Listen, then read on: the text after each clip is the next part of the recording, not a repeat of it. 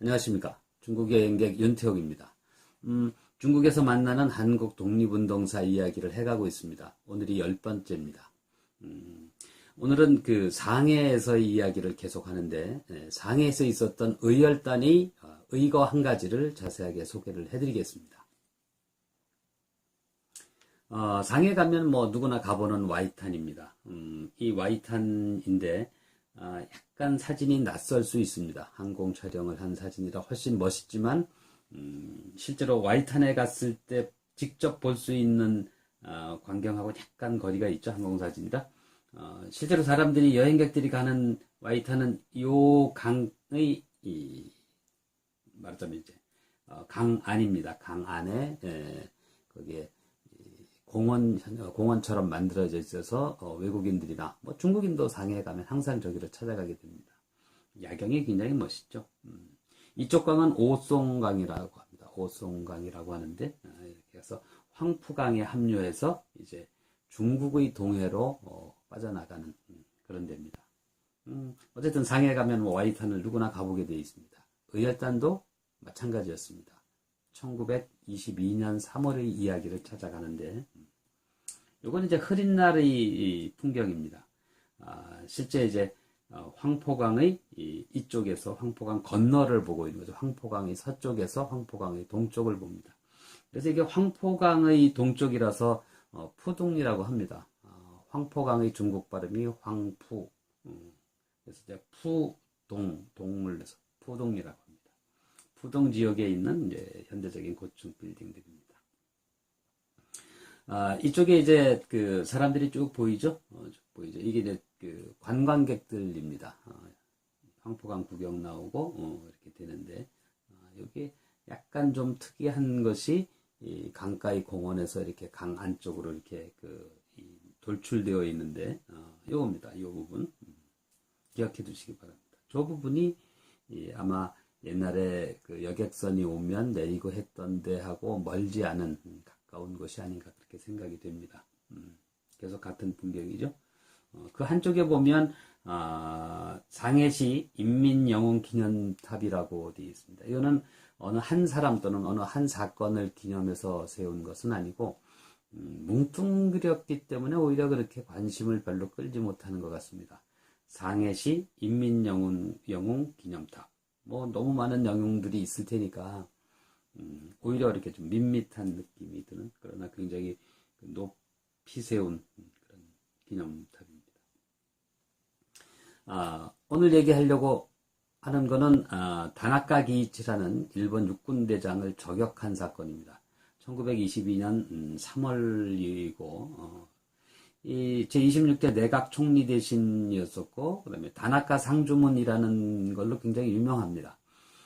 소위 말해서 이제 국가 전략이나 또는 뭐 해외 국제 정치적인 어떤 그런 이런 전개 방식이나 뭐 식민지 획득 뭐 이런 거 등등의 내용들이 여러 가지로 담겨 있다고 합니다.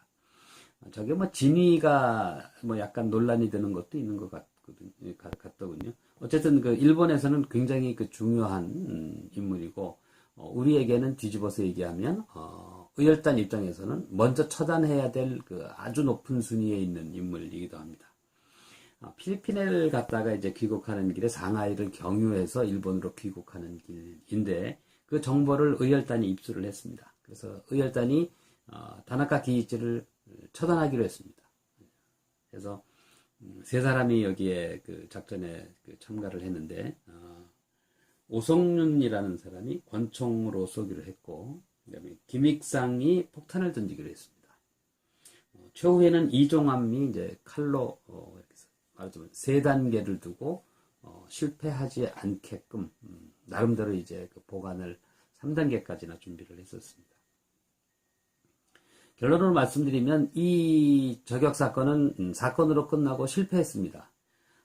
오성윤이 쏜 권총은 다른 여객이 다른 하선하던 이 미국 여자라고 알려져 있는데, 미국 여자가 총을 맞고 죽었습니다. 김익상이 던진 폭탄은 그 선원이 재빨리 강물에 던지는 바람에 불발이 됐고 이렇게 됐습니다. 뭐 순간적으로 굉장한 혼란이 일어났겠죠. 다나카 기이치는 몸을 피했고 오성윤과 김익상은 체포됐습니다. 이 오성윤과 김익상, 이종암 이 세 사람 이야기를 일단 먼저 좀 소개를 해드리겠습니다. 의열단의 기본적인 역사랄까? 의열단이 만들어져서 이후에 어떤 과정들을 거쳐서 어떻게 변모해 갔는지는 김원봉 편에 자세히 이야기하는 걸로 하고, 오늘은 의열단에 여기에 거사에 참여한 세 사람을 소개를 해드리겠습니다. 이 세 사람의 이야기는 정말 드라마이고 영화이고 뭐 이런 겁니다. 물론 독립운동했던 한 분 한 분의 인생을 보면 정말 드라마입니다. 이제 한 사람도 예외 없이 다 그렇긴 한데 굉장합니다. 김익상이란 독립운동가를 먼저 소개를 하겠습니다. 1985년 평남 강서에서 출생했네요. 서울에서 봉천, 펑티엔이라고 합니다. 심양이죠. 봉천을 갔다가 비행기를 배우겠다고 비행수를 배우기 위해서 광동을 갔다가 학교가 폐교되어 있는 바람에 다시 실망하고 돌아와서 상하이로 돌아왔고, 1920년에 베이징에서 의열단에 가입을 했습니다.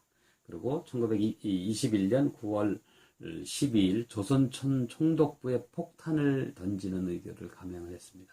이때는 조선 총독부의 이 총독방에 폭탄을 까서 던졌는데, 던지고 나서 보니까 비서실이었습니다. 그 안에 더 들어갔었어야 되는데, 그래서 이제 성공하지는 못했지만, 총독을 살해하는 것으로는 저격하지 못했지만, 그러나 굉장히 충격을 주었던 사건입니다. 왜냐하면, 식민 통치의 핵심 중에 핵심의 공간을 터뜨려 버렸으니까. 당시에 조선 총독부는 지금 우리가 혹시나 생각할 수 있는 서울시청 그건 아닙니다. 아니고 남산의 외성대인데, 그곳에 가면 이렇게 김익상 의거터라고 있습니다. 이거 옛날 조선 총독부가 있던 곳이라는 팻말도 있습니다. 옛날엔 서울 예전이었었고 드라마 센터라고 해도 쉽게 기억하시는 분들이 있을 텐데, 지금은 서울 애니메이션 센터입니다. 지금은 이제 공사 중이라서 뭔가 가림막으로 다 채워 있다 그러거든요. 어제 제가 요 이야기를 준비하면서 전화로 확인을 해보니 애니메이션 센터가 전부 수리 공사를 하는데 가림막으로 다 채워 있다 이렇게 얘기를 하거든요. 왼쪽에 김익상의 사진입니다. 조선 총독부에 폭탄을 던지고, 이제 굉장히 혼란했겠죠, 순간적으로. 혼란해진 틈을 타서 다시 귀신같이 빠져나왔습니다. 빠져나와서 북경으로 복귀를 했죠. 당시에 아주 완전히 신출귀몰인 셈이죠. 폭탄을 누군가 던지고 그것이 터졌는데, 잡지를 못했으니까, 샅샅이 뒤지고 뭘 했는데 잘 빠져나갔습니다. 그 다음에 이제 1922년 바로 이 다나카 기이치 저격을 했을 때 실패를 하고 체포됐습니다. 체포돼서 어쨌든 국제법상으로는 일본인으로 간주당하니까 일본에 잡혀와서 재판을 받은 무기징역에서 사형까지 언도가 됐습니다. 그랬다가 이제 20년으로 감형된 다음에 20년에 석방이 됐는데, 석방 후 얼마 있지 않아서 일본 헌병이 찾아와 같이 나갔는데 이후에 실종됐습니다. 그 대목 어디에선가 살해당한 게 아닌가 이렇게 생각을 할 수 있겠죠. 1962년에 건국훈장 대통령장을 서운을 받았습니다. 조선 총독부에 이 폭탄을 던지고 유일히 사라졌던, 그는 완전히 이제 그 자체만으로도 굉장한 사건이고 드라마 같은 일입니다. 김익상의 흔적은 또 있습니다. 국립현충원, 서울에 있는 동작동에 있는 국립현충원에 가면 애국지사 묘역 상단 쪽에 무후선열재단이라고 있습니다. 후손이 없는 선열들을 위해서 재단을 만들어 놓은 게 있습니다. 거기에 가면 이렇게 순국선열, 김익상, 영위 이렇게 돼서 되어 있는데, 제가 찾아갔을 때 찍은 사진입니다.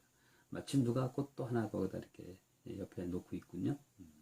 이게 무후선열재단입니다. 요 안에 김익상의 위패가 모셔져 있습니다. 여러분들 그 현충원에 가시면 꼭 한번 이 위에 무후선열전을 한번 들러서 마음으로라도 한번 그 뭔가 위로와 존경의 마음을 이렇게 하시면 어떨까 싶습니다. 일단 오늘은 여기서 끊어가겠습니다. 끊어가고 곧 요 다음 편에 오성윤과 이종암 얘기를 하겠습니다. 정말 영화 같은 얘기를 해드리겠습니다. 감사합니다.